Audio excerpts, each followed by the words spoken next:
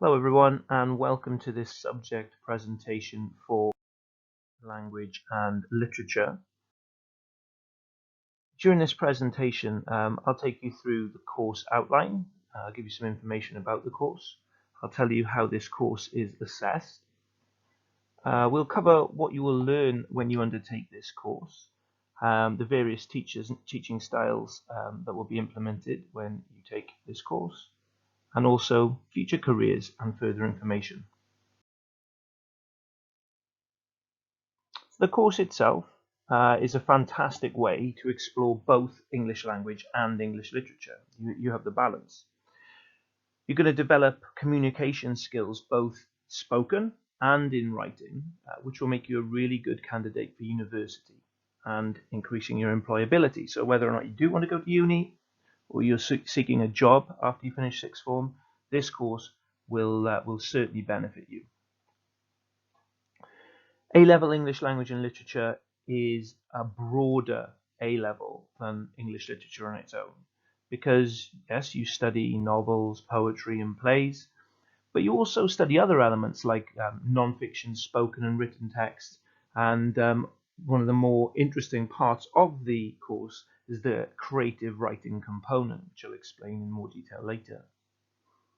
So as observers, readers and writers, you'll hopefully be inspired by learning about spoken and written language forms, both real and imagined, so fiction and non-fiction, and you will engage with the craft of creating your own responses. The course will develop a host of skills. You will be able to, using literary and language techniques, you'll be able to interpret text. You will be far more creative in a range of texts or across a range of texts, and you will undertake independent and sustained studies to develop your skills. So what we hope to help you with is becoming independent, autonomous, and confident with your handling of the English language and also English literature texts.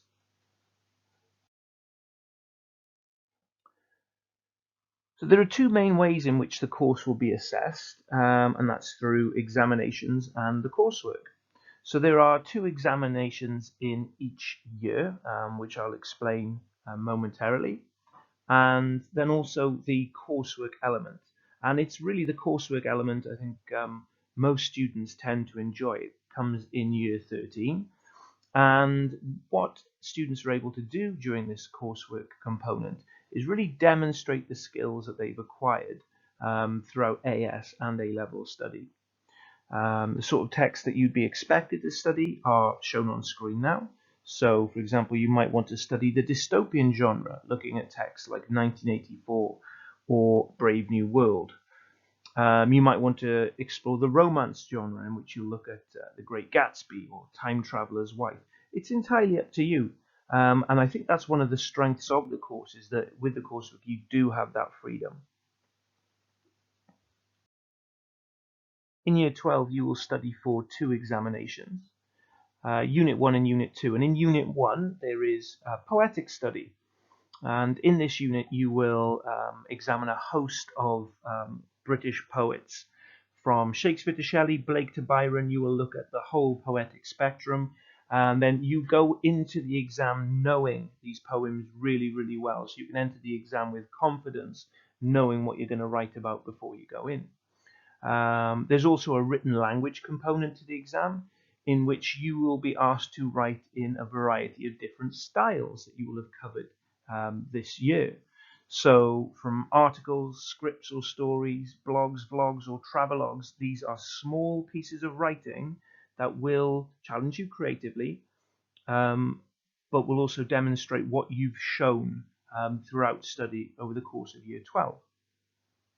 Unit 2 looks at two texts, a play by Diane Samuels called Kindertransport.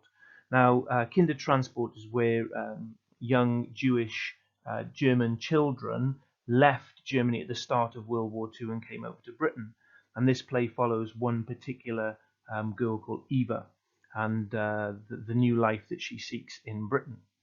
The other text is called In Cold Blood by Truman Capote, which is an utterly absorbing text that follows the story of the murder of the Clutter family by two men who didn't know them. They killed in cold blood, as the title suggests.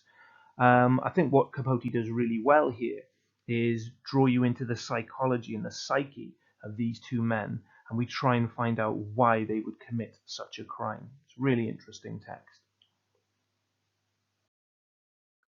In year 13, you will be undertaking 3 units, but only 2 of which are examined. So Unit 3 focuses entirely on King Lear, which is arguably Shakespeare's greatest play. It explores concepts such as power, trust, and love.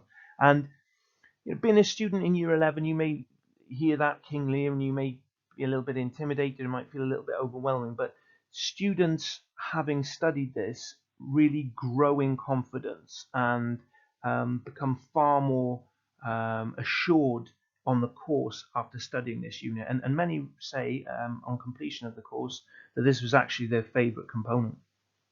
Unit 4 has 2 parts to it. The first is where you would compare texts. So you look at the way that they're created and composed. It could be a speech from Barack Obama. It could be a segment from BBC Radio 1. But you will investigate the power of language, its ability to entertain, inform, and persuade. And then the other component is The Handmaid's Tale by Margaret Atwood. You might have seen the television show, but it's a fantastic text in the dystopian genre. So it gives a horrific portrayal of an imagined future. But it also deals with many feminist themes in there as well, about power, control, freedom. It's a really, really interesting read. So the course will be taught by myself, Mr. Cobb, and Miss Godfrey, and we will employ a variety of ways to keep you entertained in your learning, whether it'll be through research, lectures, videos, presentations. You'll do inquiry projects, and obviously there's reading, both home and in class. And this is alongside the various experiences you would have in our classrooms and the varied activities that we use when we are teaching.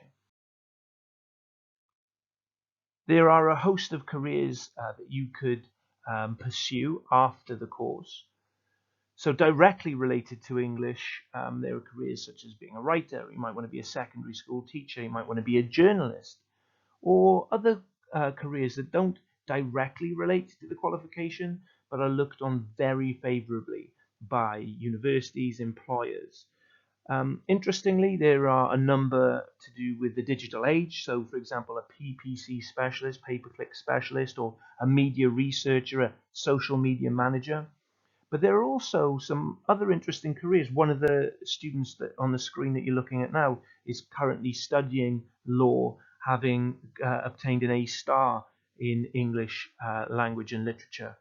Another interesting one is finance. The financial sector really approve of English language and literature degrees because of the varied skills that you learn on the course. So what I would encourage you to do is just be mindful that there are a host of careers really that you could pursue after studying this course. The English department is really proud of the results that we get due to the care and attention that we give our learners. We have a 100% pass rate at A* to C currently, and the destinations after the course are usually Russell Group universities. We also have learners successfully apply to Oxbridge too. But we will provide you with the skills that will serve you for the rest of your life. So whether it is university or whether it is a career in immediate employment that you seek, we'll support you in every which way we can to help you get to where you want to go. If you do have any questions, please, if you're in Hawthorne High, approach myself, Miss Godfrey, or anybody in the English department, and we'll happily give you more information about the course. If you're in Ponty High watching this, then if you could approach Miss Amos, and she'll be able to pass my details on to you. But hopefully you've enjoyed the presentation, and with a bit of luck, we'll see you in September studying English language and literature.